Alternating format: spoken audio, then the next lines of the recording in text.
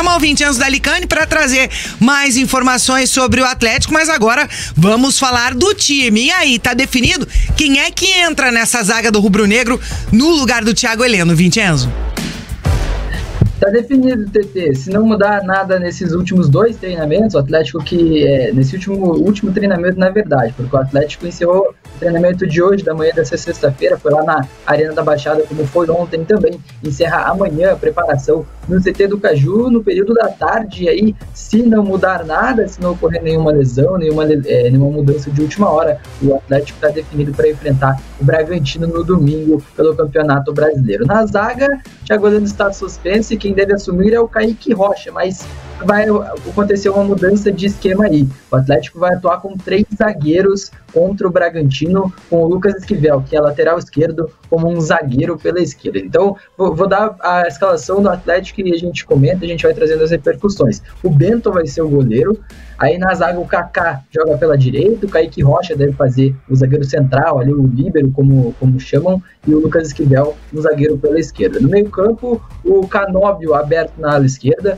o Coelho aberto pela ala direita, então o Bruno Pérez é sacado do time, perde a vaga, e aí o Fernandinho, o Eric e o Vitor Bueno, e aí na frente Pablo e Rômulo devem fazer dupla de ataque pelo Furacão para enfrentar o Red Bull Bragantino na Arena da Baixada, 6h30 da tarde do domingo, pelo Campeonato Brasileiro. O Atlético, então, que tem na zaga o Lucas Esquivel como um zagueiro, mas de fato agora ele já vinha sendo utilizado como zagueiro em situações de jogo, mas inicia a partida atuando como zagueiro mesmo contra o Bragantino. O Bruno Pérez perde a vaga pela atuação ruim contra o Coritiba e também pela condição física que não é tão boa ainda no lateral direito pelo Atlético. Nas alas, o Canóbio e o Coelho devem fazer. O Coelho, que foi utilizado na ala direita contra o Coritiba, trabalhou durante a semana passada, voltou a ser utilizado na função durante essa semana, deve ser o ala direita do Atlético. O Canóbio, que também foi utilizado em vários momentos pela ala esquerda,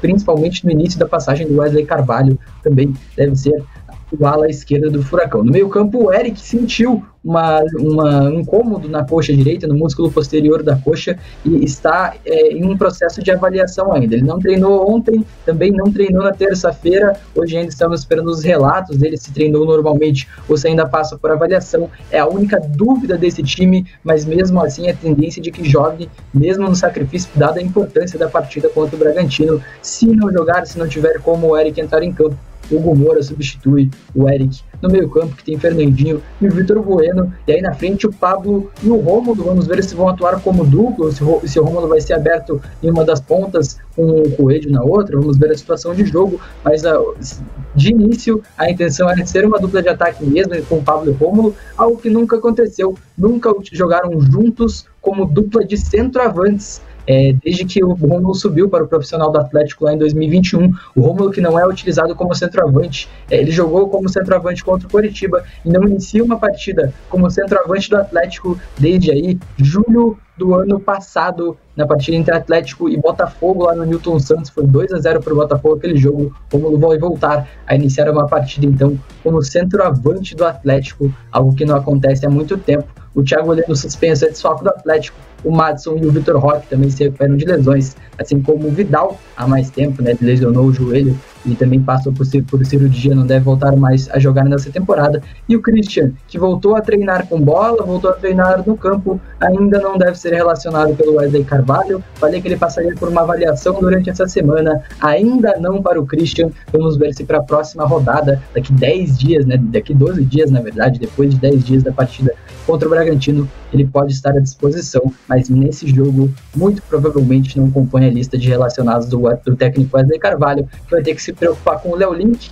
com o Eric e com o Kaká, que estão pendurados. Se tomarem cartões amarelos também ficam fora da partida contra o Grêmio na próxima rodada do Campeonato Brasileiro. Então o Atlético com 5 mudanças, 3 zagueiros e dupla de ataque no provável time para enfrentar o Bragantino. Queria saber o que vocês acharam aí na bancada, e você, ouvinte que nos acompanha também, joga aí no chat a sua opinião sobre esse provável Atlético para enfrentar o Bragantino. Olha, eu até achei interessante essa formação. Não sei como é que vai ser o rendimento do Coelho pelo lado do campo, para ser muito sincero. Gostei do Pablo e Rômulo. Gostei, acho que o encaixe do Vitor... Rômulo no Atletiba quase fez um golaço. Eu gostei do encaixe do Vitor Bueno ali, que pode ser bem interessante, mais focado no meio mesmo, só que, de certa forma, me dá um pouquinho de insegurança quanto aos lados do campo do Bragantino, que vai ter Vitinho batendo de frente com o Coelho, por exemplo, né? Então, assim, eu acho que pode ser um pouquinho difícil, né? Eu acho que o Atlético, pela falta de lateral direito, né, tem que inventar alguma coisa mesmo, né? Tem que tirar algum coelho da cartola para conseguir uma vitória nesse jogo.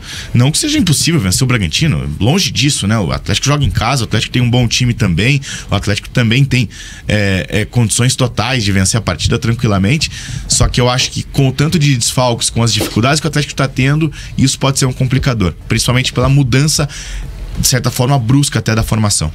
Antes de trazer a opinião da Jana Castilho, vamos chamar o Dudu Oliveira, que chega para trazer pra gente as informações do Bragantino, do Massa Bruta. Boa tarde, Dudu. Bem-vindo. Boa tarde, TT Mota, boa tarde a todos os amigos aqui do Bate Pronto. É isso mesmo, surpreendente Bragantino, né? Vice-líder do Campeonato Brasileiro, vem a Curitiba no domingo tentando surpreender o Atlético e encostar no líder Botafogo. Nesse momento é uma diferença de 7 pontos entre o Botafogo e o Bragantino. O Bragantino, por que não, tentando surpreender, fazendo uma grande campanha no Campeonato Brasileiro. O técnico Pedro Caixinha tem alguns problemas para enfrentar o Atlético Paranaense. São exatamente 5 desfalques que o técnico português vai ter problemas para enfrentar o Atlético. No departamento médico tem Eduardo Santos e Lucas Cunha, 2 zagueiros, o Natan Camargo, meia, e também o Henry Mosqueira, centroavante gringo, que também está no DM. Além disso, o meia titular Lucas Evangelista recebeu o 3º cartão amarelo na partida contra o Palmeiras, também não estará na partida contra o Atlético aqui na Arena. O provável Bragantino tem Cleiton no gol, Aderlan, Léo Realpe, Léo Ortiz e Juninho Capixaba na zaga, meio de campo formado por Jadson, Matheus Fernandes e Eric Ramírez, que fez o gol da vitória no último final de semana contra o Palmeiras lá no Nabi Abichedi, e o ataque formado por Elinho, Vitinho, ex-Atlético, uma possibilidade de lei do ex no domingo, e também o Eduardo Sacha, artilheiro do Massa Bruta na competição. Então, se o Bragantino vencer o Atlético na Arena no domingo e o Botafogo perder pro Fluminense no clássico também, que acontece nesse final de semana, o Bragantino pode chegar a 4 pontos de diferença do líder Botafogo. Eu fui pesquisar algumas estatísticas e também algumas porcentagens pro Bragantino ser campeão brasileiro. O Bragantino tem exatamente 11,2% de possibilidade de título, então o Bragantino vem enfrentar o Atlético, não sendo o franco favorito na minha visão, mas com toda a possibilidade de surpreender e tentar encostar no líder Botafogo. Tem desfalques, mas é um time muito perigoso, Jana, porque esse Sacha não dá pra brincar com ele no ataque, não.